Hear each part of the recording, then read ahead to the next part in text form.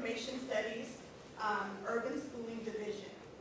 He is also director of the Center X, which is a consortium of urban school professionals working together for social justice and educational equity in transforming the schools in the Los Angeles area. He is also director and founder of the Black Male Institute at UCLA. Dr. Howard has been a member of the UCLA faculty for the past 14 years. Prior to his tenure at UCLA, he was a faculty member in the College of Education at the Ohio University.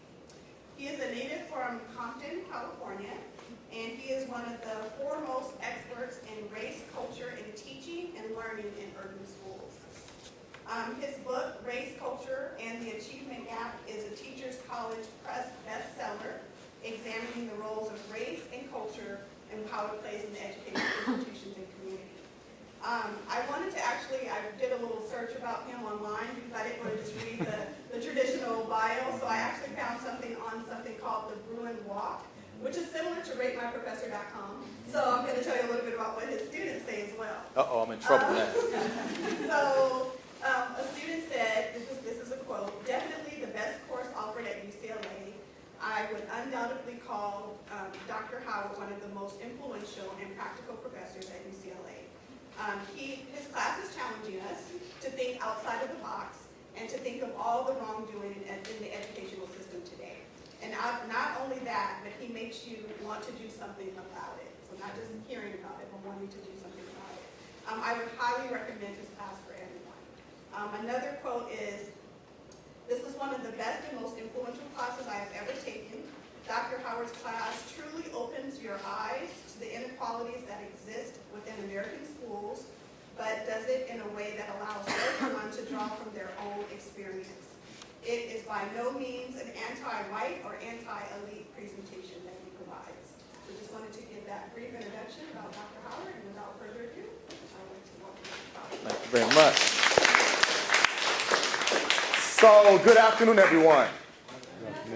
Okay, so I'm a walker when I teach, so you guys okay with me moving around? I can't sit behind a podium because I would be bored to tears. So I apologize to the cameraman in advance. I'm going to put you to work because I like to move and walk. So it is my honor and my privilege to be here with you this afternoon.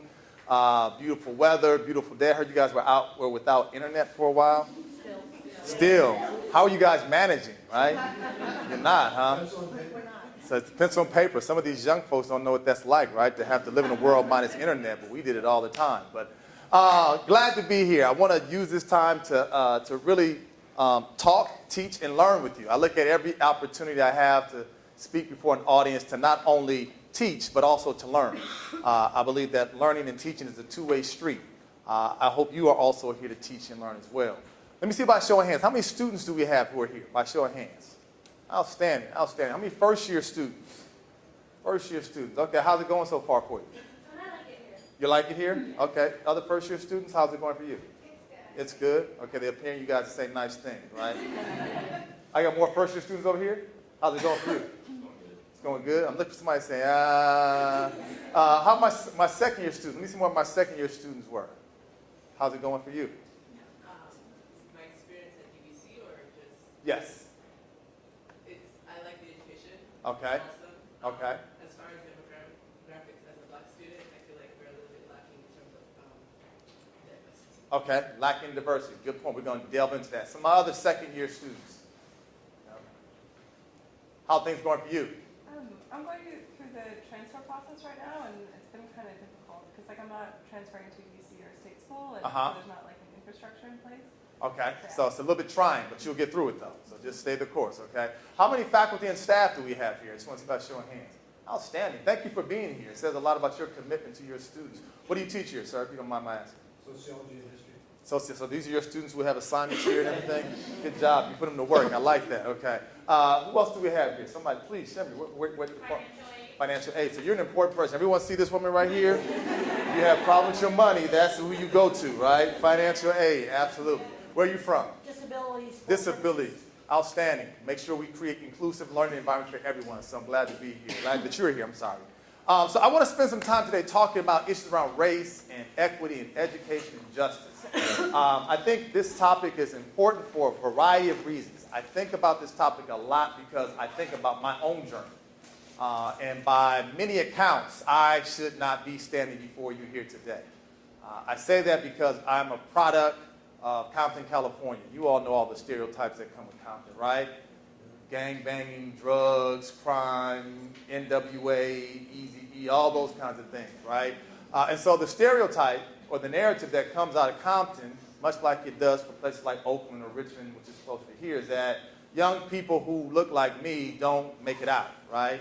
Young people who look like me and have the kind of neighborhood where I grew up don't find themselves being successful academically. And so I think about my trajectory, and I think about why I'm here, and I think about the fact that I've been fortunate enough to have a lot of people who invested in me. A lot of people. A lot of folks who had a belief in me oftentimes when I may not have had the belief in myself. And that is important. And so much of what I want to talk to you about today are some structural factors and individual factors that impede the progress of many people who are trying to find ways to be successful in this world. Many of us in this room probably did not come from the ideal set of circumstances. But the bottom line is you are here. And in many of your cases, I would say that you are here not because of education. I would say that you are here oftentimes in spite of education. And I'll get into that in a minute of what I mean. But part of what we have to recognize is that some of the schools that we attended, and I attended one in Compton, California, was far from ideal, was far from the best. But somehow, some way, there were few key people along the way who made it possible for me to be here. And I'm forever indebted to those individuals.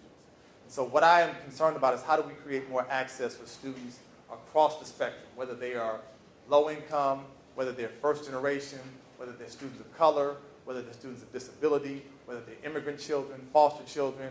Part of what we have to do is create an environment where everybody has an opportunity to be successful. That makes sense to folks? So, as I'm going through this, I want you to feel free to jump in and ask questions, and let's make this as interactive as we possibly can. So there were some things happening this past summer. What was going on this past summer? Ferguson, yeah. So what was Ferguson all about? What's your take on what Ferguson is all about? Somebody, anybody, help me out. We're going to make this class here, right? What was going on in Ferguson? Somebody. Don't make me call on folks. Black Lives Matter. Black Lives Matter. What did that mean? What did that mean to you? It meant that we are valued, Okay.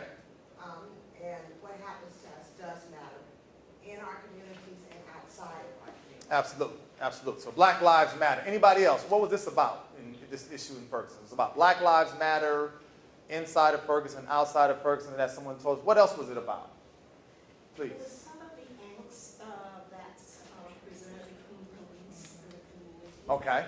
Okay. That was a big part of it. So angst between police and the community and the kind of relationships that exist that were not always the best. Absolutely. What else, sir? I was just going to add on to that, say it was a kind of a boiling point of Yes. when the predominantly white police, Yes. the predominantly black community, Yes.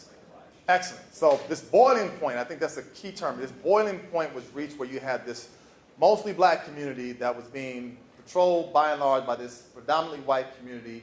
There are lots of racial and cultural differences, and it was almost like a powder keg waiting to ignite. And unfortunately, it was the death of Michael Brown that caused this thing to just explode. And all these things that were beneath the surface that people had been complaining about for years and decades finally rose to the surface and forced folks to have to look at that community and say, what's wrong? What's going on here? How can people have their issues and their lives understood? How could their lives be valued in a way that doesn't make them feel like they are less than citizens here? So all this stuff, it didn't happen overnight. This had been going on for decades, if not longer, right? But it takes one situation to occur that really kind of sets this thing off. And then everybody all over the country started raising these same questions in their specific cities about, the same things are happening in New York City or in Cleveland or in Seattle or in Northern California, Southern California. So oftentimes we have these issues that ignite, and it causes all of us to begin to take a long, close look at our cities and look at issues of oppression and to look at issues of injustice and look at how people can have their voices heard and their perspectives valued and their lives meaningful, right? So this was really centered around issues of law enforcement, but I think it's deeper than law enforcement. I think much of what was going on this past summer with Ferguson was about employment, it was about opportunity, it was about issues that are tied to race, It's around issues tied to injustice and poverty. It was tied to all these kinds of issues. And people started saying, let's look at individual communities. Let's look at the representation of police officers. Let's look at the kind of jobs that people have. But what was, in my mind, somewhat missing from this whole discussion was what is happening in education. And I raised the question that in many ways, I think we are moving towards a Ferguson moment in education. Because I think what we are seeing and what we have seen for some decades is that we have a changing demographic of students in our schools. I'm talking K-12 and post-secondary. And you have lots of people, especially at the K-12 level, who are trying to gain access, but find it more and more difficult. Now, I don't know what's going to happen. I don't know when it's going to happen. But I do believe at some point in time, the moment will occur where people say, wait a minute, something's not right in this pursuit for education. When you look at who gets opportunity and who gets access, it doesn't look like our communities. It doesn't look like our state. It doesn't look like our country. And we got more and more data that we have that's beginning to tell a compelling picture that should raise a number of important questions for us about what is really happening in our schools, what is happening in our communities, what is happening in our states. So I'm not going to bore you with a lot of details on stats, but I just want to give you some of the data that suggests that we're slowly moving to a point where we may have a Ferguson moment in education, where something's going to happen which is going to cause a major eruption and force us to have to ask some hard questions about, do we really have educational access and equity for all students? Okay? Now, I raised the question, where's the justice in education? Because there's a ton of data. So one site I want you all to visit at some point in time is called NAEP, National Assessment for Educational Progress. NAEP, National Assessment for Education Progress. I reference that website because it's tied to the U.S. Department of Education. And I know there are probably some students in here who have an interest in wanting to pursue education or wanting to pursue teaching or wanting to pursue something in the social welfare area. But that website gives you tons of data on cities, states, districts across the entire nation. And it tells some really compelling stories that I think we all should be aware of. I just want to give you a couple sort of snapshots of some things that are concerning to me. So I asked, where's the justice when it comes to issues around high school graduation? So let's start there in terms of who is graduating from our high schools. What we know is that in our country, we have approximately 1.4 million students drop out of school in this country every year. 1.4 million. That's a lot of people. You start to add that up year after year, and the number's growing. But my argument is that the devil is oftentimes in the details. And what that means is what we have to do is peel back the layers and look at specific groups who are doing worse than others and ask the question of why that is happening and where the justice is with regard to that access. So if you look at the national figure, we graduate about 83% of students in our country. That sounds good. That means that we're almost at 90%. And people would say, if you can get an 83% on a test, that's what letter grade is that most of the time? That's a B. So you're doing okay, right? But you're not doing as well as you could. But then you have to look at specific groups, right? And so what I want to walk you through, I'm sorry, I gave you the wrong figure. Here's our national figure right here. 78%. I'm sorry, I looked at the wrong one.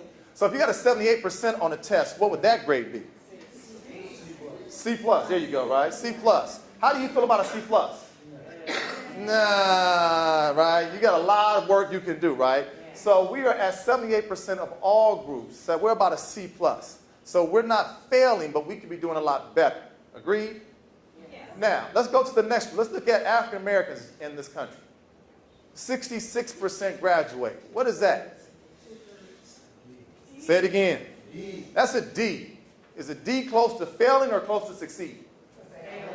Failing, right? You're pretty close to being an outright failure. So when you look at black folks in this country, black students, 66% are graduating, which in my mind, D means that you are very close to failing. It means we are not doing something right on behalf of that group in this country, right?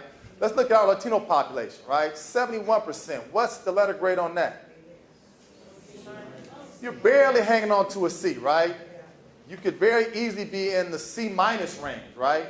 Which means you're close to the D range. If you're in the D range, you're not doing that well either. So what we have to recognize that this group right here, what we should understand, and I'll talk about this in a minute, Latinos in this country are going to be the largest ethnic group in about another 25 years. Not the largest minority group. they'll be the largest group of any other group we have in this country. Okay? So we have to ask ourselves, what does it mean when we talk about educational justice if our soon-to-be largest group is not being educated successfully? What does that mean, folks? How can a country thrive if its largest group, soon-to-be largest group, is not doing well academically? Say it again. So goes the country. What does that mean? Somebody else help me out. What does that mean? If your largest group, soon-to-be largest group, is not doing well, what does that mean for your country? Graduation rates lower? Graduation rates lower. What else does it mean for your country? Literacy's probably Less economic output. Less economic output. There we go. Okay, so we're a country that thrives on its economy. Our economy is driven by people who have lots of high-level skills, high-level training. But if you have a society that has its largest group that does not have adequate skills to compete, then the entire country suffers as a result of that, right? But let's keep going down the line. Right here, here's our white group right here, 83%. What grade is that? B. How are we doing with a B? Okay? We can live with that? Take my jacket off. I'm about to get a little comfortable now here, okay? Let's look at our next group, our Asian group. What are we doing there? 9. We feel good about that one, right? Now, I would tell you that that number is misleading. Let me tell you why it's misleading. Because we have in this country this belief around Asians being the model minority. How many folks have heard that before? Right? There are 3 groups of Asians who do better than most. Who can name them? 3 Asian groups who do really well academically. I heard him saying, yeah, Japanese American, Chinese American, who else? Korean. You guys are good. Yeah, Japanese, Chinese, and Korean do better than most. But part of what oftentimes we don't do is look at the outcomes for other Asian groups, such as whom? Filipino, Cambodian, Laotian, Vietnamese, Cambodian, Samoan, right? When we look at those groups, we see that their experiences and their outcomes are on par with our black and our brown students, okay? So part of what we have to look at is that we have to ask for disaggregation of data. So whenever someone talks to you about Asian Americans, I would always say, which Asian American groups are you talking about? Because there are very different experiences based on where individual students have come from. Did they put Pacific Islanders in the category with Native Americans or Asian Americans? Good question. They're oftentimes connected in the Asian American group. The question was, do they put Pacific Islanders with Native Americans or with Asian Americans? They're often with Asian Americans, okay? And then we see right here, the last blue bar is for Native Americans. What's the number right there? 69%. What's the letter grade on that? Still a D. So we're not doing well, right? So there's disparities in high school graduation. So how is it that we have some groups who can graduate 93% of their students, but others who graduate 69 or 66 or 71? Somebody help me out. Why do we have those disparities? Why do we have the gap between who graduates and who doesn't graduate? Reservation schools are crap. Reservation schools are crap, but then black and Latino students are not at reservation schools. Somebody help me out with those 2 groups. Yes?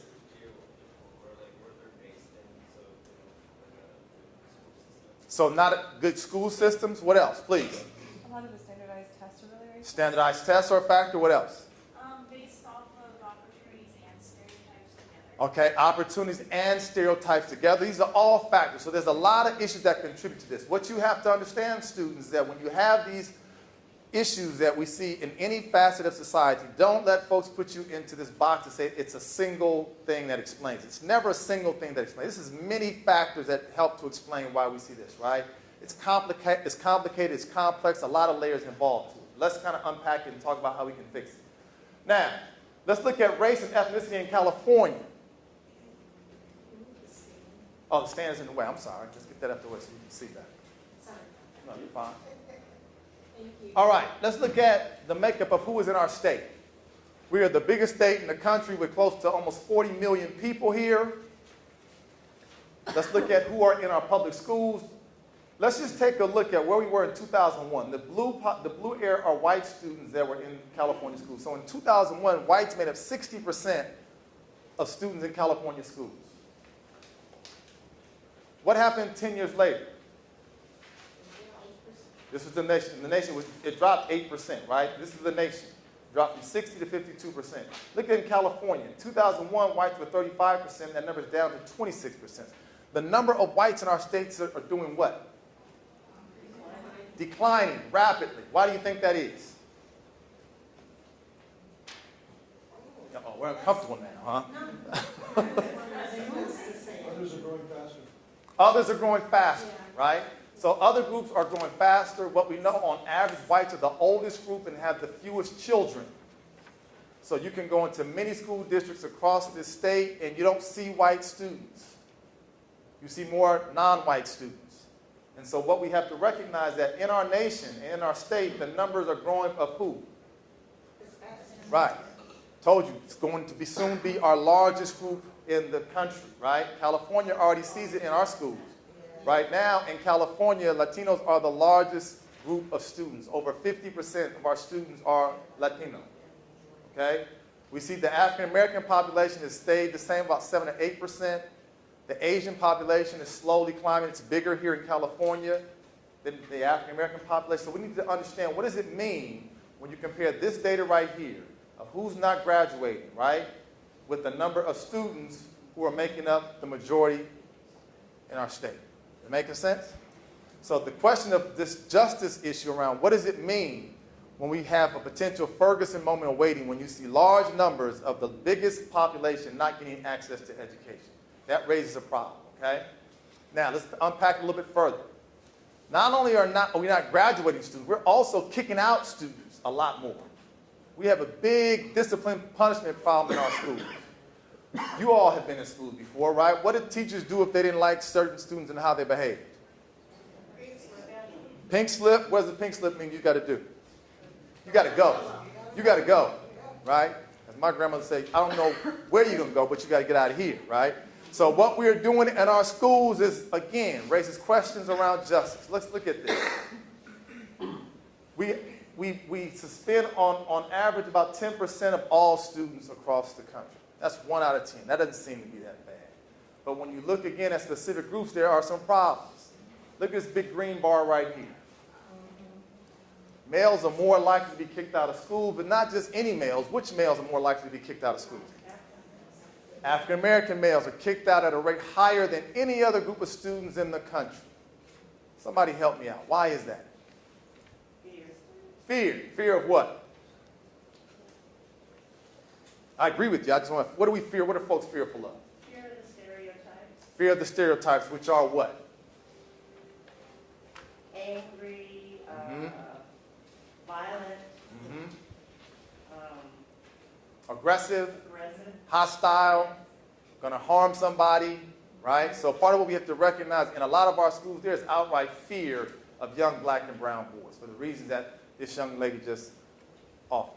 So one of the things I want to offer to my students who are here, who are considering going into education, if you have fear of any group of students, then you should not consider this profession, because they will show up at your classroom. And I maintain, I'm a former classroom teacher myself, that students can sense fear in an adult. It's like a shark that smells blood in the water, right?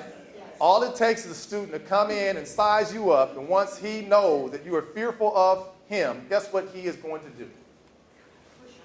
Make your life miserable, right? Okay? So it's not just black males, but we also see we have a problem here with Latino males as well. Their numbers are not as high as black males, but they're not where we want them to be, which is around the 10% range. And also, look at our females. There's a big disparity there. Which females are most likely to be kicked out of our schools? African-American females. We have some data that says now that the number of African-American females being kicked out of school in some districts is about as high as black males. So the same kind of factors, fear, stereotypes, that we feel like if there are students who are problems, the best thing that some teachers feel like we should do is just kick them out, okay? We have data that shows that when a student is suspended one time, he or she has about a 50% chance of not graduating from high school. So start connecting the dots here, okay? You see students who are most likely to be suspended. You go back here to the groups who have among the lowest graduation rate. You begin to see the connection here, right? So what we've got to figure out is, well, how do we sort of avoid this Ferguson moment? How do we start understanding now what are some factors in schools that allow us not to have that Ferguson moment? because I think we have a lot of rumble. There are certain groups who are saying something's not fair, something's not just, something's not right, something's not equitable when it comes to schooling experiences in this country. We say that we're a country that does what? We believe in fairness, equality. We say all those things, right? And we kind of sort of use that as our motto, as our creed. This is what we believe in. But then you have people who are living in communities every single day who say, wait a minute, I don't know the language to use, but something around this doesn't feel fair, doesn't feel just, doesn't feel right. You have hardworking people who send their sons and daughters to school every single day, hoping that they can get something a little bit better than they had, but still find out that they're not getting that. We have these vicious cycles where year in, year out, decade in, decade out, generation in, generation out, where groups like we're not making progress. And that's when people start to find other ways to express their frustration and their anger, okay? So, what happens when we kick kids out of school? We kick kids out of school, then we do what? We increase the likelihood that they will do what? Absolutely. We live in the state that has put more money in incarceration over the past decade than we have put in higher education over the past decade. Okay? And it's black and brown males who are primary targets, with black women on the rise to soon meet them on par. So think about this for a second. In 2012, black and brown males, I'm talking here, African American Latino males made up approximately 19% of all students in schools, 19. Part of what I want my students here to understand is that we want to have some degree of representation of, so if we have 19% of a population in schools, we want to have about 19% of this population being incarcerated, right? You want some consistency with the numbers. It's what we would like ideally. But when we look at black and brown males in this country, who are 19% of students who are in schools, they make up 72% of school-age children who are arrested. Think about the numbers for a second. 19%, but yet 72% of kids who are arrested in schools. We have more and more schools are finding themselves in a situation where teachers, principals will call law enforcement to deal with 6, 7, 8-year-old kids. I don't know what a 5 or 6 or 7-year-old kid can do that requires the police to have to be called, but it's happening more and more than we've ever seen before. And it seems to be targeting more black and brown males and black females than anyone else, okay? What we also know is that 70% of these cases end up in juvenile court. Child ends up in juvenile court, the likelihood that he graduates is not very high, because now you've got a what? You've got a record, and you're 7 years old. 7 years old. What do you think the life prospects are for any child who's 7 years old who has a record? You're going downhill quickly, quite quickly, okay? 70% of youth in detention centers, black and brown males. We spent a summer this past year. We have a project at UCLA we're working on, and it is one of the things that will bring you to tears, to walk onto a juvenile detention center and see young people as young as 8, 9 years old, right, who are in essentially prison jail attire, right? You start to think, what is the future for these young people when they're this young? These are babies in my mind, right? And you start finding out how they got there. And you see that a lot of this stuff is because they had less than ideal home circumstances. They go to schools, teachers don't understand them, don't want to deal with them, kick them out. Once they get kicked out, there's all kind of other kinds of labels that get put on them. 8, 9 years old, right? That's what we're seeing. We are at a time right now in this country. I want you all, my students, to read this book called The New Jim Crow. If you have not read it, you have to read it, by Michelle Alexander. She talks about Jim Crow, mass incarceration, and the age of colorblindness. And in it, she talks about the mass incarceration movement in this country. We incarcerate more people in this country than any other civilized country in the world. We incarcerate approximately 2.5 million people, right? But part of what you have to understand is that what we're doing now is we have made incarceration a business, right? So because we have so many jails and prisons that are at and beyond capacity, now what we do is we have begun to do what? Build private prisons. Private prisons are being built to handle the overflow, where you've got shareholders, and their sole focus is to do what? Turn a profit. How do you turn a profit when it comes to incarceration? You have to have what? Higher head count. You have to have, say it again. Higher head count. Higher head count. You have to have bodies there. You have to have people there. If you don't believe me, look up Wack and Hunt Corporation. Look at what their whole mission and motto is. They're a privately owned and operated company that does one thing, incarcerate people.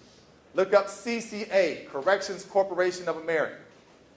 These are real-life companies that are traded on the New York Stock Exchange, all centered on the idea that we've got to incarcerate people because there's money that we earn from this process.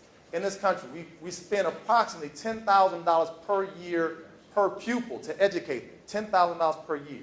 But in the state, we spend about $30,000 per year to incarcerate an individual. $30,000 to incarcerate, $10,000 to educate. What's wrong with those numbers? Right? Something's not right there. And in some states, we haven't gotten this bad yet, but in the state of North Carolina, Georgia, Florida, what the corrections department does is they look directly at third-grade reading scores to begin to project how many beds they'll need in prisons 10, 15 years down the line.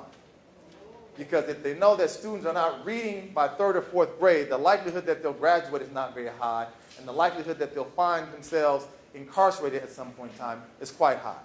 Direct connection between education and incarceration. Make sense to folks? That's why we've got to act responsibly, okay? And 80% of the cases waived to the criminal court are also black and brown. Let me stop there. Questions, comments? I have a question. Yes, please. When you were on the slide before this, you asked about, what is the reason why we're seeing this in education, young people being put out of the classroom. And so you hear the answer, fear. Mm-hmm. But I'm wondering, is it even deeper than that? Because I mean, that's what you hear a lot of the police are taught with the guns. So that's why the fire, when the guy was doing this, and that's why we did whatever. And I'm wondering if there's a psychological aspect of it, that you're disrespecting me, say, in the class, so I'm going to punish you, or I'm going to take some punitive action against you. And so you start that whole cycle of labeling this kid as being difficult, not, a good student, a good Right, scholar. right. And then ultimately, they go down this path. And it becomes self-fulfilling prophecy, right? And this is what happens. So part of what, I taught in Compton for a number of years. And what we used to do every year, and every district in the country still does this, we have a cumulative folder, or cumulative file. And your cumulative folder or file follows you from grade level to grade level. And so at the end of each year, your teacher has to write up something about, to kind of write up a summary about you. And then your teacher puts that in the file and it goes on to the next year. And then the next year, your teacher will do what oftentimes? She'll go to the cum folder to see what student she's going to have. And then she already sees what? That this is the student who's going to be a problem. And so sometimes what we have to realize, we have students who walk into a classroom day one and have already gotten 2 strikes against them. Because the teacher has, in my mind, prejudged who those students are. So I oftentimes tell my beginning teachers, you should not look at those cumulative folders. Don't let another teacher's judgment of a student shape your perception of what you think that student is going to be. So now we have these preconceived notions before we even get to the first day of class. Some of you are probably still young enough to have those cum folders. They keep them for 10 years after you graduate. So you should look up your cum files and see what your teacher said about you, right? You think they said good things about you? They follow you. So I think your point is a good one. That it goes beyond fear, but it's also tied to this belief system that we have about certain students. We don't like to talk about, we have a belief system in this country about what it means to be poor. We have a belief system about what it means to be black or brown. We have a belief system about what it means to have a disability. We have a belief system about what it means to be someone who's an immigrant. All that stuff, we like to play nice, but then when you start to peel back the layers, we have these beliefs about people who fit those classifications. Oh, you came from a so-called broken home, that means you must not be as capable, right? Oh, you were adopted, that means you must not be as smart. Oh, you spent time in foster care, that means you must have a lot of problems, right? We have these beliefs that operate in our minds that we put labels on kids and cause them more damage than we recognize. Make sense to folks? Please. I feel like in my opinion, it all gets traced back to the mindset that people have. Instead of like objects to change, it people need to start changing their mindset. Yes. Instead of a person, not like that thing. Yes, absolutely. So the idea is, how do you change a mindset? Mindsets, attitudes, and beliefs are some of the hardest things to change, especially for older people like us. The older we are, the more set we are in our beliefs. That's why we need young people like yourselves to begin to kind of push this thinking, because young people are much more inclined to begin to think differently than people who are 2 and 3 times older than you are, right? Because we have to change beliefs. If we change beliefs and attitudes, we can change structures and systems. So here's what I want you all to think about reading, young people. You have to read the book called American Apartheid. I want to give you some books that I think are important to understand. American Apartheid by Douglas Massey and Nancy Denton talks about the fact that when you talk about disparities in this country, we must be clear about the fact that they did not occur overnight, okay? These things were set in motion decades, if not centuries before. And that we have to acknowledge the past discrimination. That's one thing we don't like to do in this country. We want to say, let's just act as if we're all on the same playing field. But when we do that, what are we not doing? We're not acknowledging the past discrimination. We're not acknowledging the past histories that put certain people on the outside and having a difficult time to find a way. Let's take women in our society. We know historically women have not been given the same opportunities as men, right? If you look at the U.S. Senate, we have 100 senators. How many are women? See, name 5 women senators. Who can do that? Boxer. At least we have 2 in this state, right? right. But you look across the country, you would think, but you would hope that if the country is going to have 50% of its population are women, 50% are men, that you would think at least half of the Senate would be women, right? I think last check I saw we had something like close to 11 women senators in the country. So we cannot say, okay, women, let's just act like we're all on the same playing field now. You can't do that. Why? Because this country has a long history of treating women as second-class citizens, right? Same thing with people of color. You can't say, okay, people of color are not doing well. Guess why? Because you just don't work hard enough. You don't try enough. You don't value education right. No, you can't blame the victim. You've got to look at the long history of discrimination that has denied these groups opportunities for educational access, right? So you can't tell poor people, well, poor people, just try harder, stop complaining, and do better. Well, there are people who are poor who say, look, you know, we've lived in these poor neighborhoods and had poor schools and poor resources for decades on end. How can you act as if those things didn't matter? Then you've got some people who are in all 3 of those groups. Think about that for a second. You can be poor, you can be a person of color, and you can be a woman. That's called the triple quandary, right? In baseball, they say 3 strikes and what? You're out. So you have groups of people who have all these different identity markers that have made it incredibly difficult for them to be successful. Because patriarchy is real. Patriarchy discriminates against women today, and it has for centuries before. White supremacy has discriminated against non-white people for centuries before and still does it today. When you look at capitalism, it's given opportunity to some at the expense of others, and it still happens today. So you have some groups who are trying to sort of make their way up the ladder, and they feel like every time they try to make a way up the ladder, what happens? Somebody kicks the ladder down.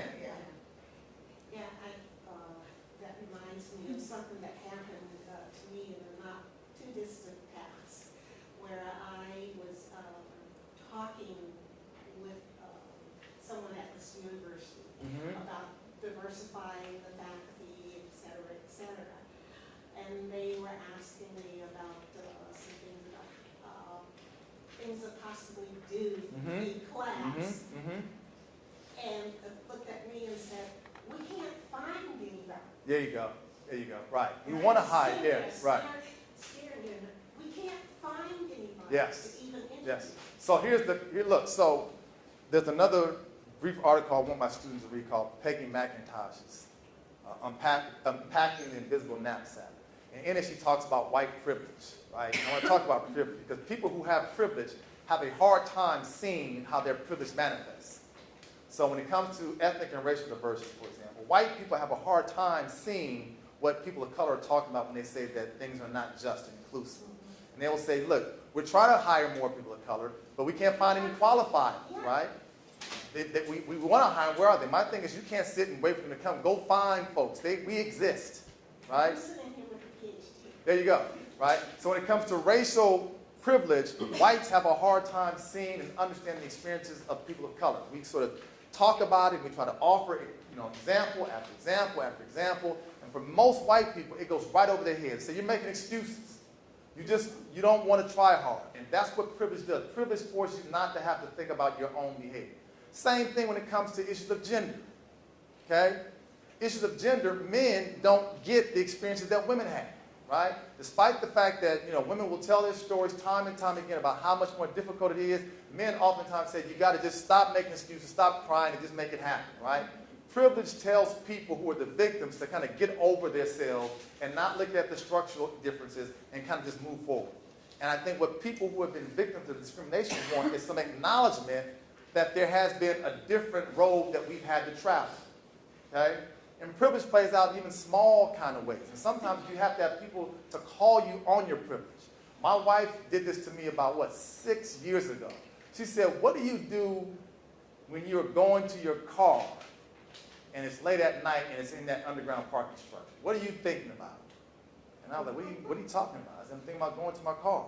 She said, what's going through your mind when you're walking from the time you go underground and you're trying to find your car?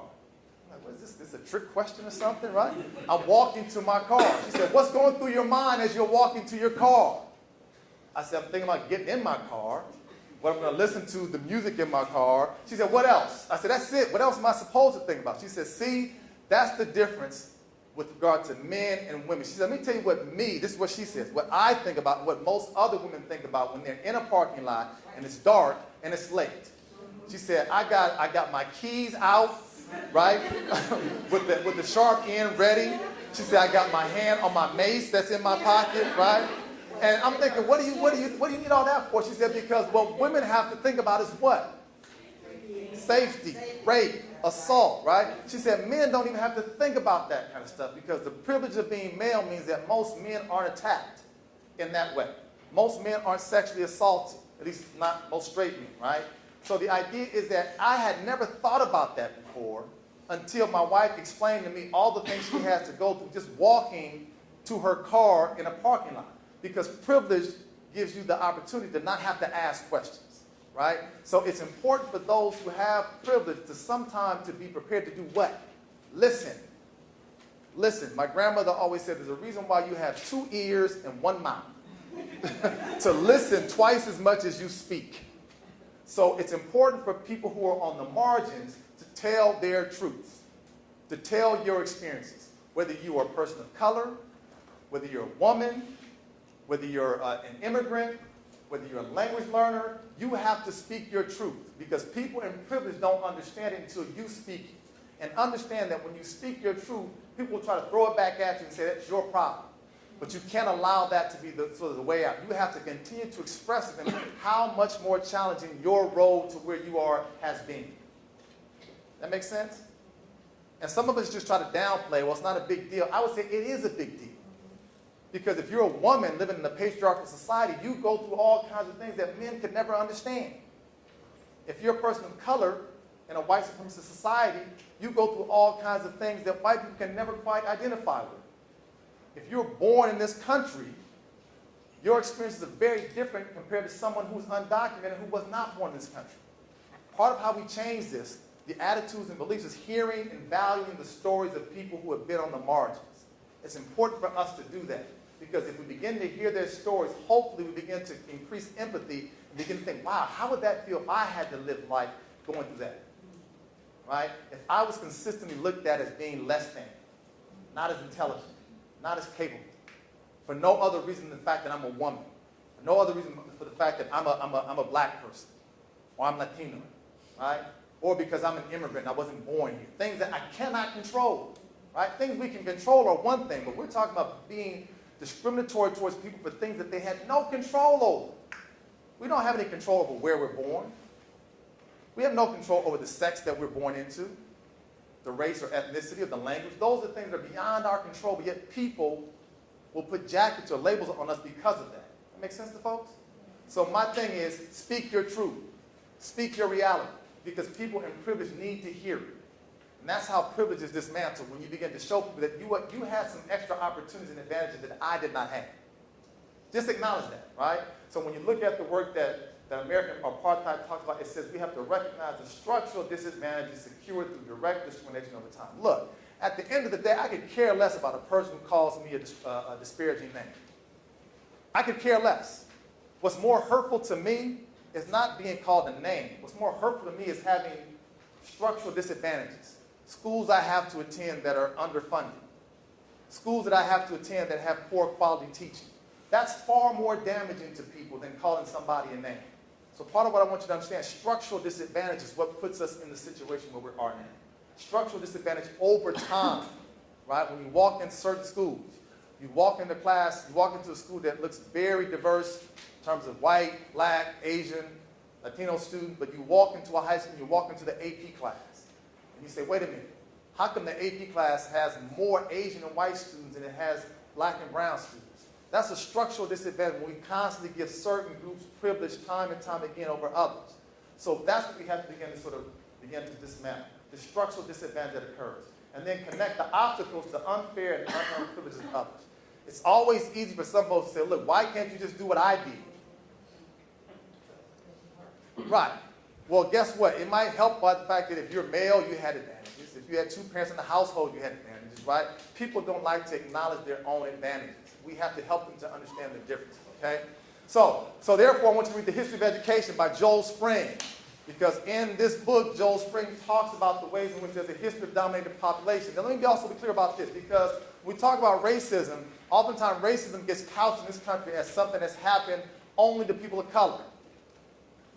If you look at the work by David Rodiger, he talks about what happened to European immigrants in this country about 100 years ago, where if you were sons and daughters of Italians, of Irish immigrants, of Polish immigrants, of Jewish immigrants, they also faced intense racism and discrimination about 100 years ago in this country, right? And so when we talk about discrimination and racism, it's not only a concept that's affected people of color. If you look at the history of white people in this country, they've also had certain ethnic groups who have suffered in the same kinds of ways. I make the argument all the time, we have far more in common in our histories than we want to acknowledge. But part of what has happened is that in this country, we have asked white people to forget about their histories because they had to do it in order to survive. So if you were Italian, if you were Irish, you had to change your name, you had to lose the accent, you couldn't speak the language because you wanted to fit in. You wanted to assimilate because that protected you from being treated unfairly. It protected you from being discriminated against. So certain groups were able to assimilate, right? And after a while, they became just American. Not Italian, not Polish, not Irish, not German, not Scottish, just American. Well, black and brown people tried to do that, but guess what happens? We can't do that, right? I can change my name to whatever you want to call me. Tom Smith, Bob Jones, whatever you want. At the end of the day, guess what I still have? The skin still sets me apart. So that's why some folks say, why do you guys have to be African American? Why can't you just be American, right? Well, we oftentimes say, I'll be American when I feel like I'm being treated and respected in the same way as other folks would have those same citizenship rights. Until then, I still have to make sure I'm connected to my ancestral homeland. Though I don't know it in detail like I should, but we have to understand those ancestral connections we have. So if you read Joel Spring's book, he talks about this, the introduction of colonial education, where we deny education to certain groups. If you were poor and white, no education. If you were Native American, no education. If you were enslaved African, no education, right? Even here where we are in the state of California, you have folks of Mexican and Latin descent who had their lands taken away, you got no education. And then when you did get access to education, you did not get an education that reflected your history or your struggle or your past. It talked about what? This colonial form of education that only prioritized the experiences of European people and their histories and their backgrounds. Okay? Got to read this book. Short book, no more than 100 pages, but it gives you a sense of why we see the gaps in education that we see today because it started decades and decades ago. Okay? So what do we need to do? From a K-12 standpoint, part of what we have to know and part of what we have to do is, look, we need to start off by having highly trained, culturally competent classroom teachers. I think education is one of the most noble and most life-changing professions that you can enter. But if you're going to do it, understand that it is hard work. It is difficult.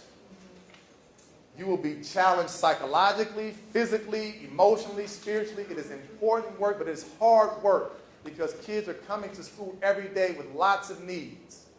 Okay, but we need them. To me, if you want to give back, one of the most important professions is going into teaching.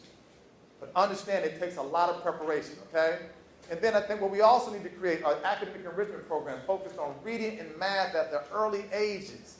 The reason why we see so many kids dropping out when they get to 15, 16, 17, because we have failed them when they are 5, 6, 7 years old. The single most important academic area, I believe, in elementary schools is the area of reading. But we have overwhelmingly, I don't have the slide here, we have overwhelmingly 70, 80% of black and brown kids are not reading at grade level by 4th grade. That is a crime. How do we let kids get to the 4th grade and still cannot read? And then what do? We pass them on to the next grade. They call it promotion. Social promotion, right? We got to fix. So let me ask you guys, what should we do about social promotion? So if you know that kids in 3rd grade are not doing 3rd grade work, why do we pass them to 4th grade? What should we do with that? Keep them back. Okay? Now, we had this experiment in LAUSD, where I'm at, Los Angeles Unified School District, about 12 years ago. We said, okay, no more social promotion. Every kid who does not pass the 3rd grade reading proficiency is going to be held back another year. Guess what happened? Yes, exactly. We had 70% of the 3rd graders did not pass. The schools did not have the capacity to keep all those kids in 3rd grade and also take the new 2nd graders who were coming in 3rd grade. So they said, we can't do it. Structurally, we cannot accommodate that number of 3rd graders. So we have to do what? Pass them on. Plus, the research says, before I come here, the research says that when you retain kids, it does not help. It only does what? It hurts them. You know why it hurts? Because kids are cruel to other kids. You know how it goes, right? We show up on the first day of school. We're supposed to be in 4th grade. I see you. You're in 3rd grade again. Guess what? What are you doing in 3rd grade again, right? I give you a hard time. Not only do I talk about it, I go tell everybody else. Guess what? So-and-so's in 3rd grade again. So it makes it a stigma. It makes it embarrassing. And then if you had a bad teacher in 3rd grade 1 year, what makes you think we're going to get a better education the 2nd year? Let's go here. I was just curious to know what the reason is for that. Why are there, what is the problem with people not reading before they read? Because, now this is important. So this is tied to some, again, it's never one factor. So much of this should be starting at home, right? So it's important, and the research tells us this all the time, that if parents read to their children at home, it makes a big difference and it helps those kids become readers. The problem is, when we have a system that has failed so many people, some parents, there's a wonderful book by Jonathan Kozol called Functional Illiteracy. And what he talks about is that we have tens of millions of people in this country who are functionally illiterate. They work, they vote, they do all the things that we do, but they don't have the ability to read past the 7th or 8th grade level. So when we tell parents to read to their children, what we don't oftentimes acknowledge is that we are asking parents to do something that they don't do very well. That's one factor, right? Second factor is this. When I was young, my mother worked a 3 p.m. to midnight shift. So when my brother and I came home from school, there was nobody home. We were latchkey kids before they even had the term latchkey kid. We just kind of came home, right? So for a lot of kids, when they come home, there's no adult supervision. There's no one there to read to them, right? So again, the privilege is in certain middle class families where a child can come home. There's a parent there waiting for her or him when they come home. That parent sits down with them and goes over homework with him or her, then takes the time out to read to that child. That makes a big difference when that child is in preschool. Or a mother can have a child and can stay at home for 3, 4, 5 years with that child and make sure that they get the kind of support that they need. What happens to the mother who has to go back to work 6 weeks after she has a child and can't be there to do those kinds of things? You start to see the gaps from a very early age. Yes? Summer vacation also is a huge area where gaps occur because there's enrichment programs that a lot of white kids, they spend the summer learning, they spend the summer advancing, or making up ground, and a lot of black and brown kids do not. Excellent point. It's called the summer slide, right? So when you see that even poor kids have made some progress academically, those 3 months can do major backsliding in terms of the progress because oftentimes summer enrichment programs do what? They cost money. And if you're a parent who's a single parent, who's a low-income earner, who can't afford to send her children to school, you've got to stay at home and you've got to watch TV or you've got to do something at home. As opposed to more affluent families can send their children to reading camps, writing camps, science camps. It further enhances the ability for those students to be successful. Please. So I'm part of a tutoring program that's provided by the district, and all the kids right now that I'm tutoring are elementary school age, and all of them are Latino kids. And it's incredibly frustrating because it's only 9 hours, and the kids within like the second or third hour that I'm working with them, a lot of them are really smart, and a lot of them start getting it really quickly. It's clear to me how stressed out they are about the whole thing, and how they're just like already, even like the first grader has internalized the idea that he can't do it and is incapable. And I feel like if they had a program like that that allowed us to be in the classrooms with the kids, helping them in that situation, it would be incredibly helpful. Yeah, so more schools are starting to adopt this in-classroom, in-school support. So one of them is City Year. You may have it somewhere in this area. But City Year is a great program. It takes college graduates and puts them in low-income schools so the teacher has like another adult, like a teacher's aide. Part of it is we need more support early on. To me, you should have universal preschool for every child, right? Because this is where it starts. At 4 years old, you should have kids who are getting intense instruction on letters, on sounds, on symbols, because we stopped teaching reading at about 2nd grade now. We assume that by the time you get to 3rd grade, you know how to read. But the reality is we have lots of students who get to 3rd grade who have not gotten the basics down.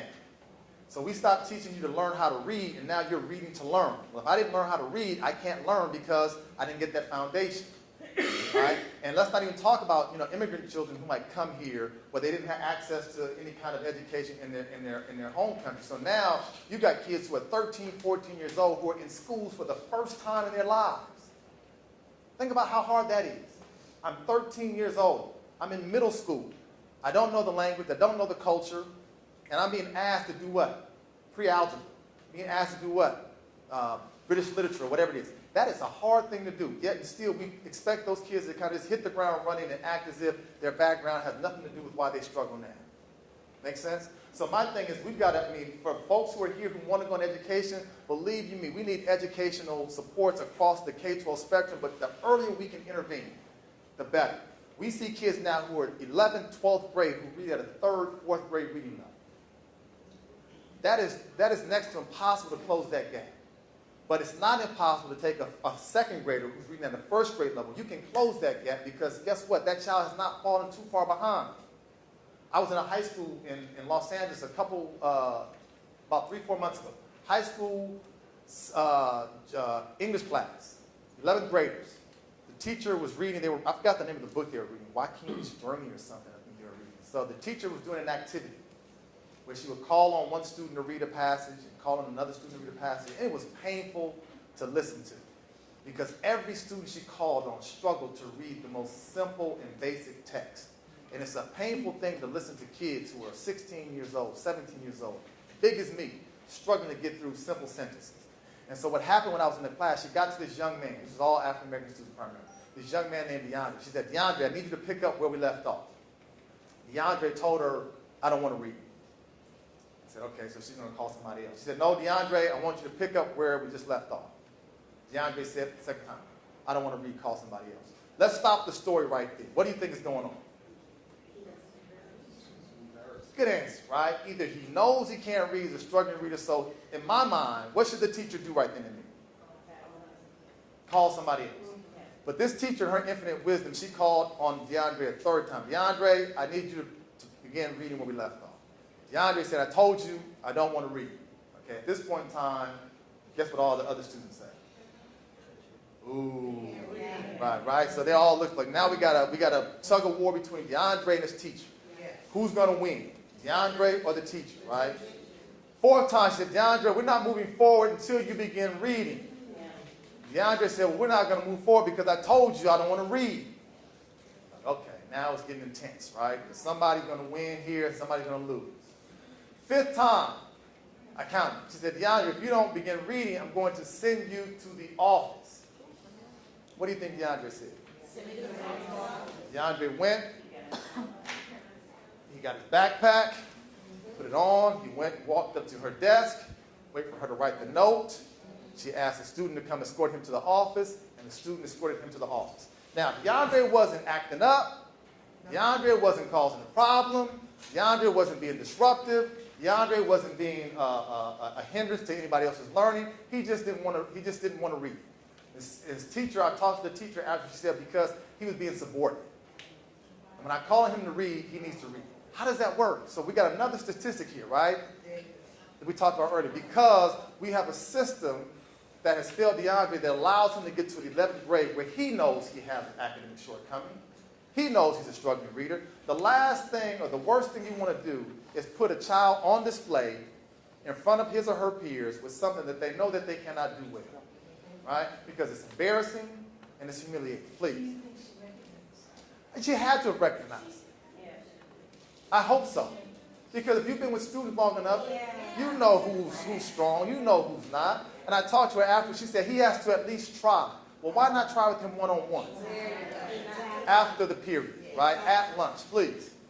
You know, it was funny, the example, because I was working as a teacher aide when my kids were in elementary school, and something like that happened. And the little boy got upset and threw his pencil. Yeah. And right then and there, she got nervous and said, well, I'm going to expel him. Yeah. Because he's violent. Yeah.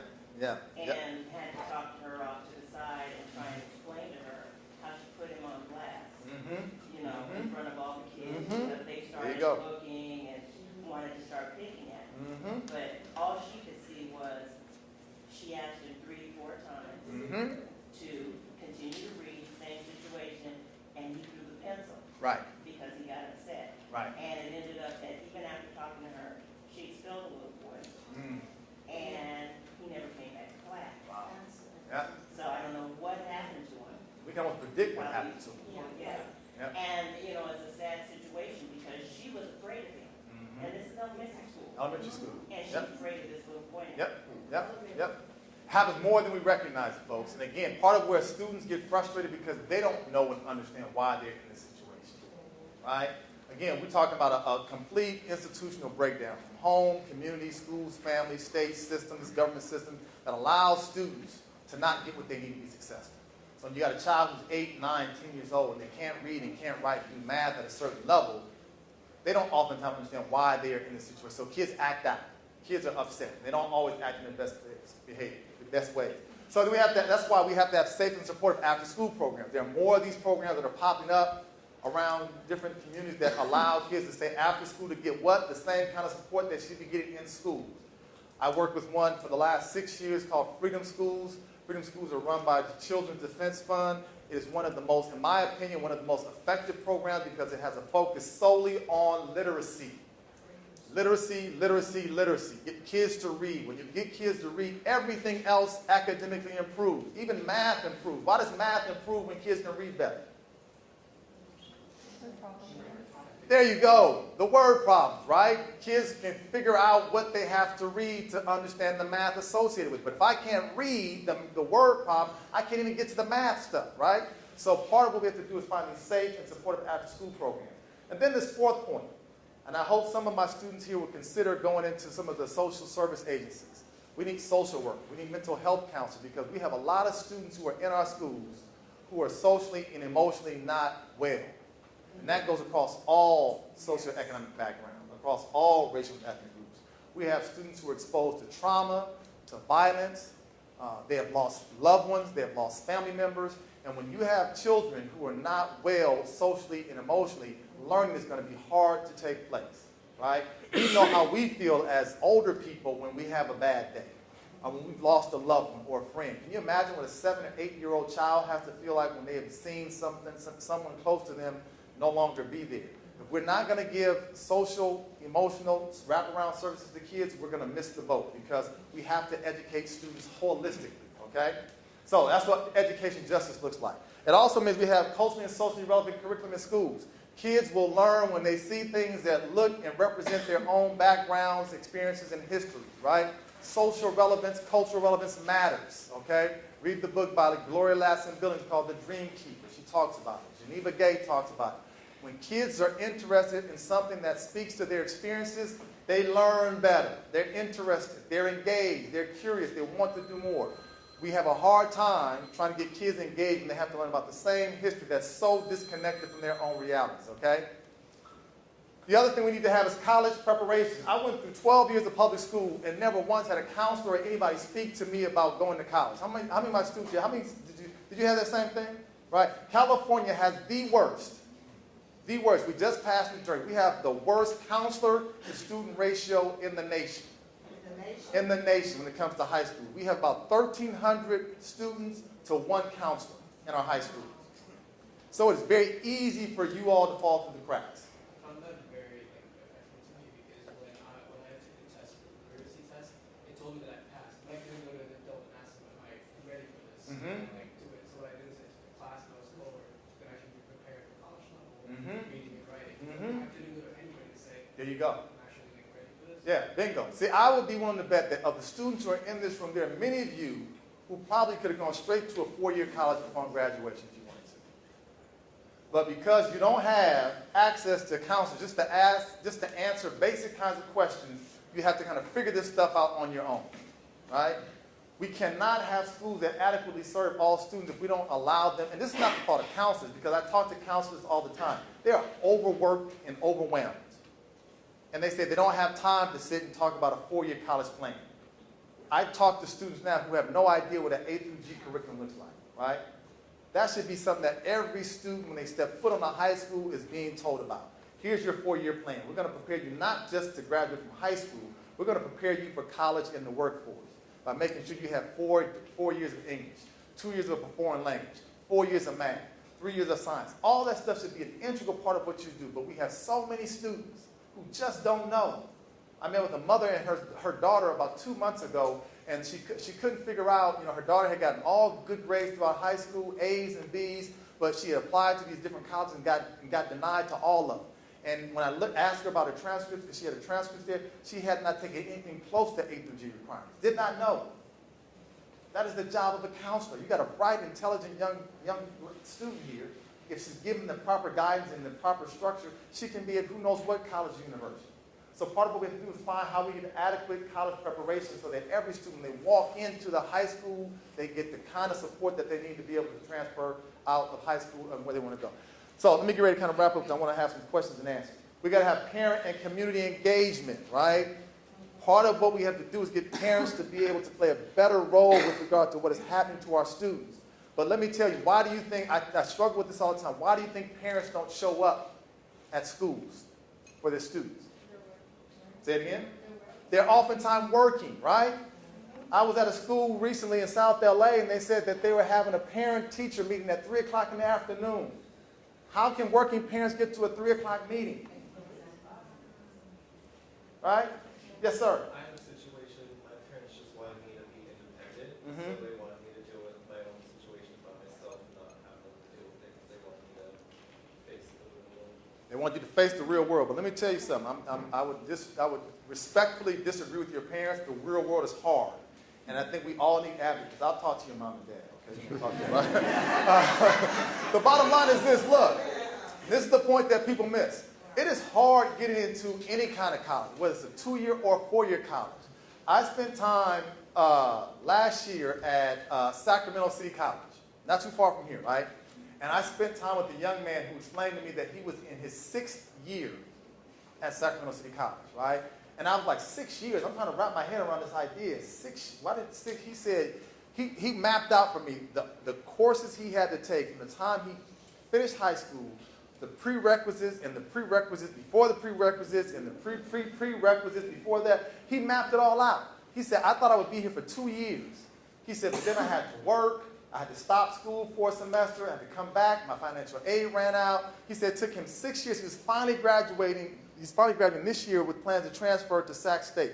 But 6 years. It is hard to figure that stuff out on your own. Young people, for that matter, open. We need advocates, somebody to help us to figure out the pathway of how we get from point A to point B to point C to point D. So I understand this ideal that your parents have of wanting you to kind of be independent and figure things out on your own. But schools today are far more complicated today than they were 10 years ago, 20 years ago. See, part of the challenge that parents have who are involved, they think, well, I figured it out, so you can figure it out, right? But times have changed, and it's a much more competitive process now than it has ever been. If we're not sensitive to that, we kind of put young folks out there to figure things out that are going to be overwhelming to them.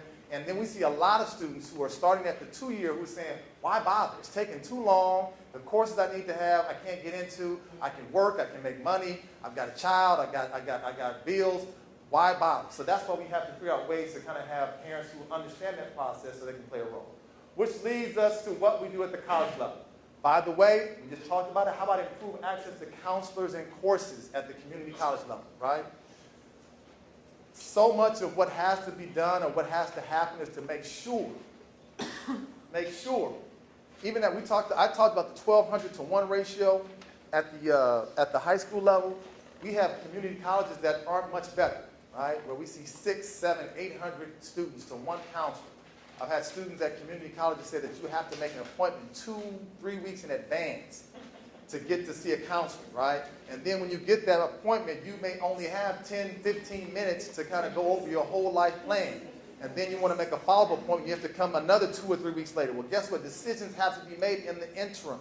So we have to help these young folks. We have to begin to sort of make the case and make the call for why we need more counselors available to students. And then more courses, right? Students are trying to take courses that oftentimes, how many students here have gotten frustrated trying to take courses that just aren't offered from one semester to the next, right? That slows your pathway to graduation, does it not? You are the survivors because you are still here. You are the ones who are still trying to make the most out of this experience. A lot of your peers who you started with, what? They said, deuces. I'm not going to do this anymore because it's taking me too long and I can't get help and I don't know if I'm on the right pathway.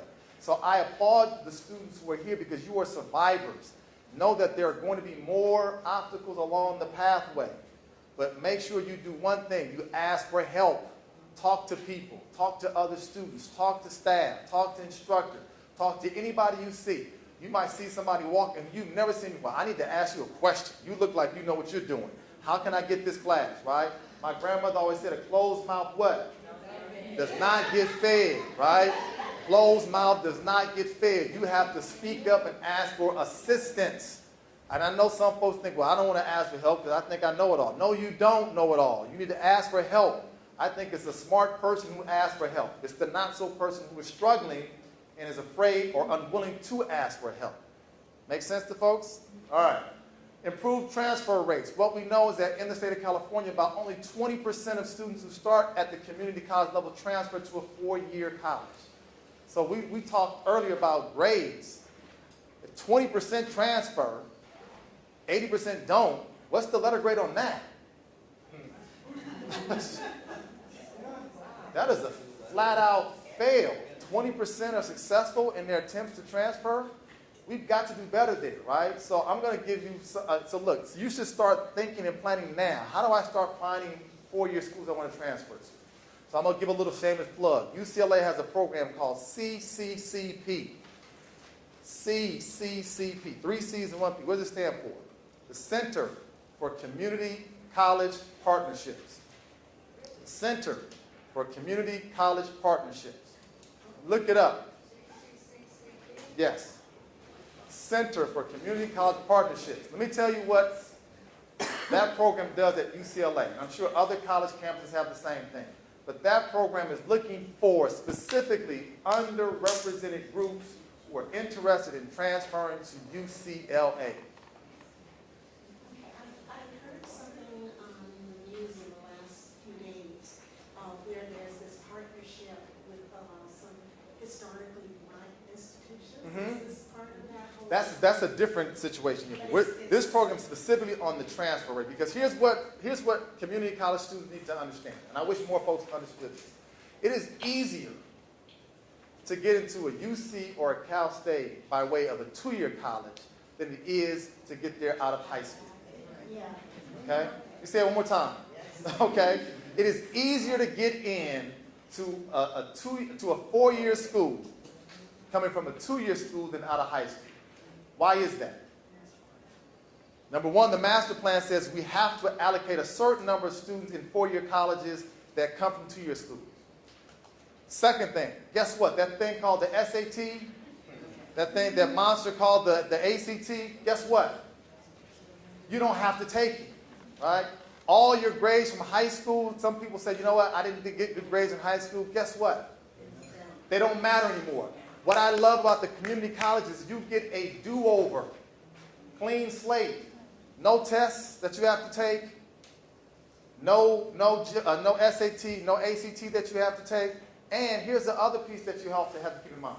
The pool is significantly smaller with regard to who's applying for 4-year colleges. So you take a school like UCLA, there's 100,000 kids from high school applying for like 4,000 spots.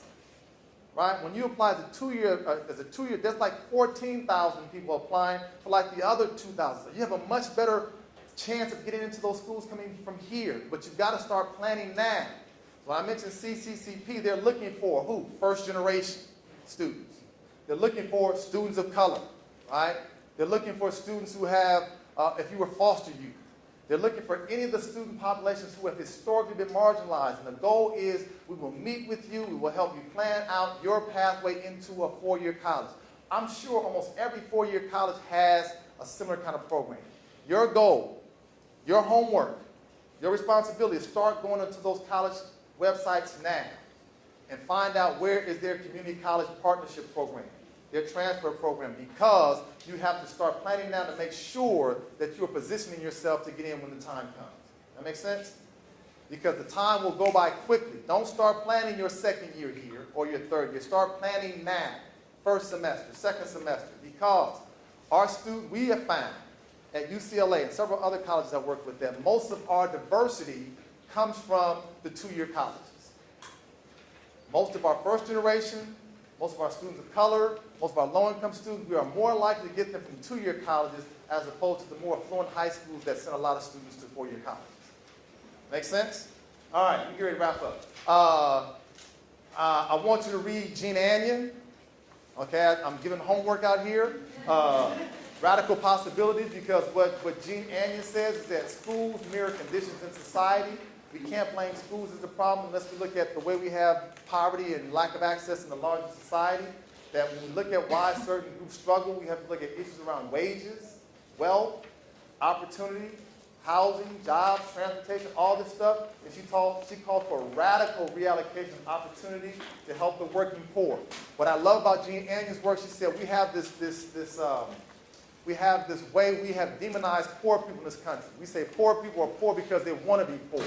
And she says, look, you try to live in California with minimum wage and see how you can get by, right? And that this idea that the poor people are just choosing to be poor and don't want to work is just outright false. And that when you look at most people who are in poverty in this country, they are working, in many cases, multiple jobs just to make ends meet. So I want you to read Jean Anyon.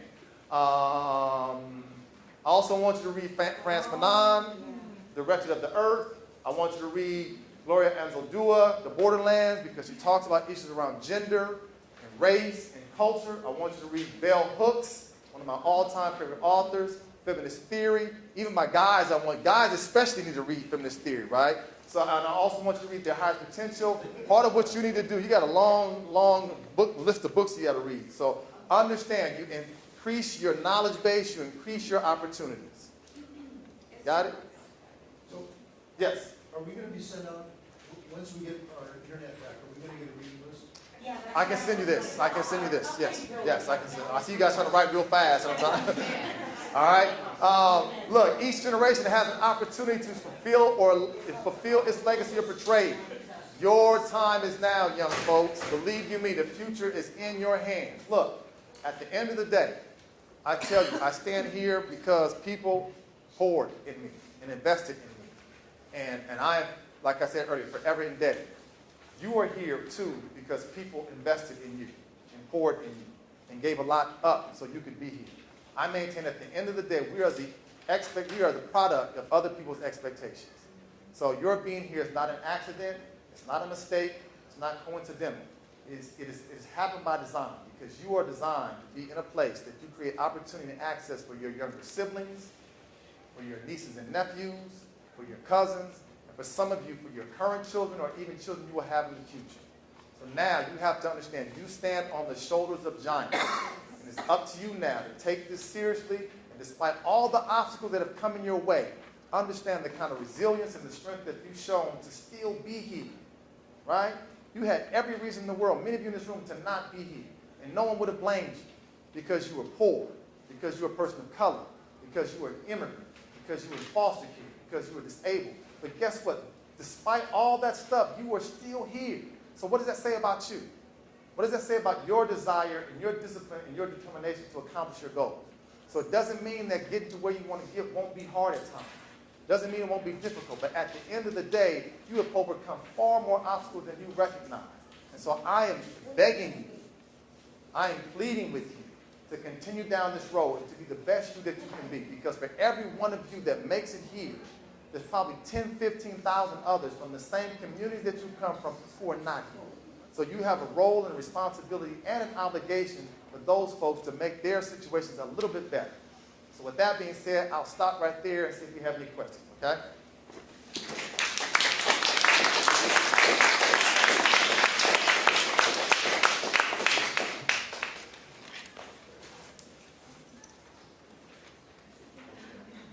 Yes, question.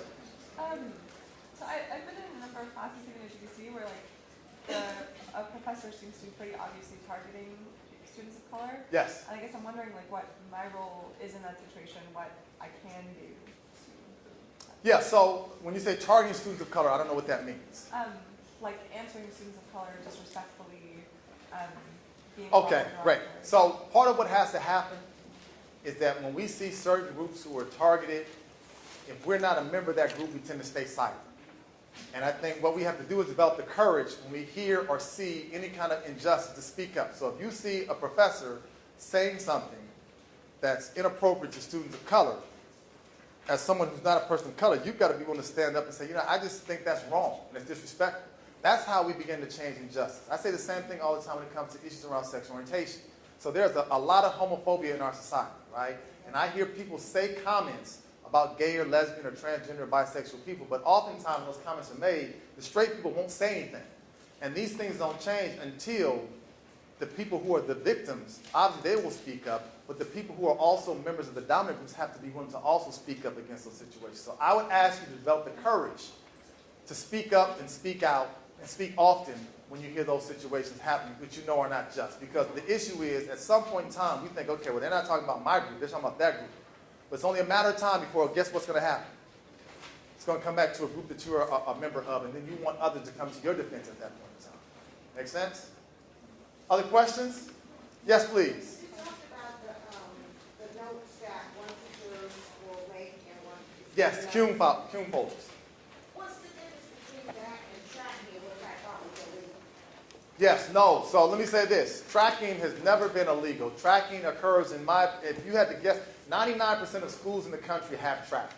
For those who don't know what tracking is we are placed on these tracks early on. I would say second, third grade, high, middle, low, right? No one would ever admit it.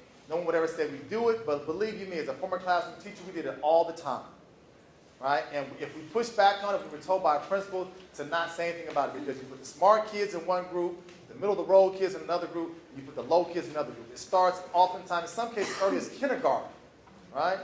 It is legal.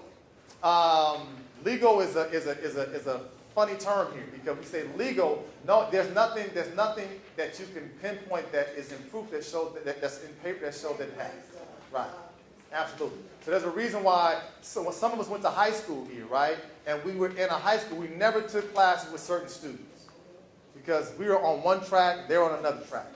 And the problem is, once you are kind of locked in on a certain track, it's very difficult, if not impossible, to move off that track. So yes, Cume folders in some ways help to reinforce tracking.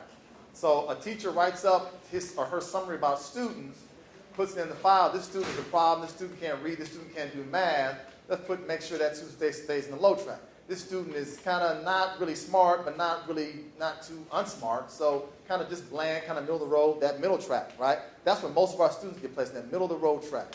Then you got those students who are high track, typically because somebody came to their defense. A parent has argued for them.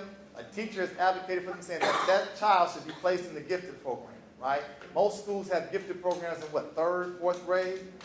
Yeah, and once you get on the gifted program, guess what? You're typically on the track to then be on the college prep curriculum in middle school, then you get access to AP and honors classes when you get to high school. I don't want to depress you guys. You go here. I'm sorry, then go here. Yes, sir. In my opinion, I think the relationship between a poor home atmosphere and doing poorly and dropping out of school is a cycle. Yes. If you have a poor home life, you'll Yes. crazy drop out. Yep. You have a low income job, Yep. and then your children will Yep. multiply. Vicious cycle. Absolutely. So, do you think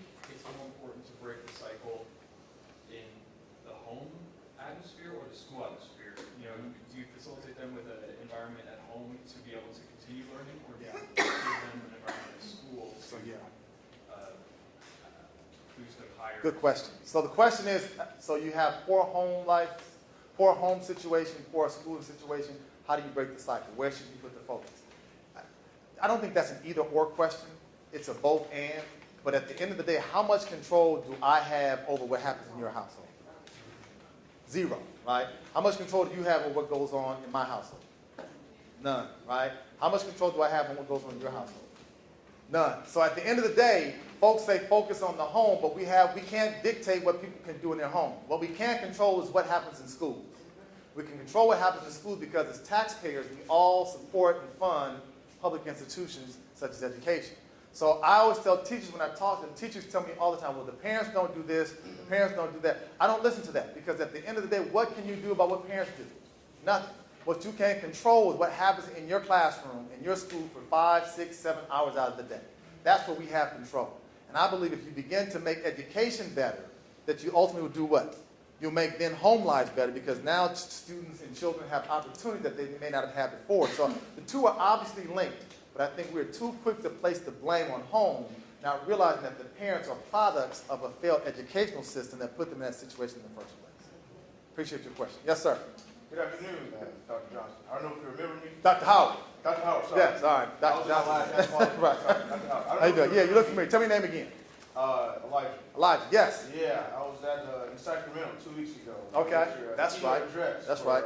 FACCC. Yes. And you opened my eyes up to how fortunate I am to be in community college. Mm-hmm. And I talked to a couple other professors regarding community college and how, being here for the first 2 years, you really learn much more than other students at the 4-year level. Yes. And I believe you said something around community college is the most democratic institution in this nation. Yes. I believe that it's important for my peers to understand how democratic and how fortunate we are to be here. Yes. So I just want to commend you on your work. And Appreciate that. Thank you for opening my eyes up to how important community college is. Yes. It's very important because, as I talked about a couple weeks ago when I was in Sacramento, I say it's the most democratic of institutions because community college takes everybody, right? You don't have to have a certain test score, certain GPA, certain income. It takes everybody. And I would also say this. As a product of community college, I know how much I had to struggle, how much I had to scrap, how much I had to hustle to ultimately get to where I got. And I look at the students I teach at UCLA, whom I love dearly.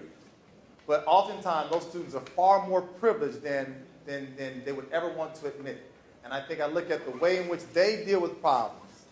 I'm speaking generally, so I'm probably, compared to the way 2-year students deal with problems, it's night and day. I see students at UCLA who run into the first obstacle and they fall apart. Because for many of them, this is the first time they've had to deal with any kind of dissension in their lives. When I was at a community college, we had to learn every day how to do what? How to scrap, how to find a way out of no way, how to get classes that were closed, but yet still go to the class 2, 3 times before you got in. You learn something different at this place. You learn how to fight. And that's important. That is a lifelong skill.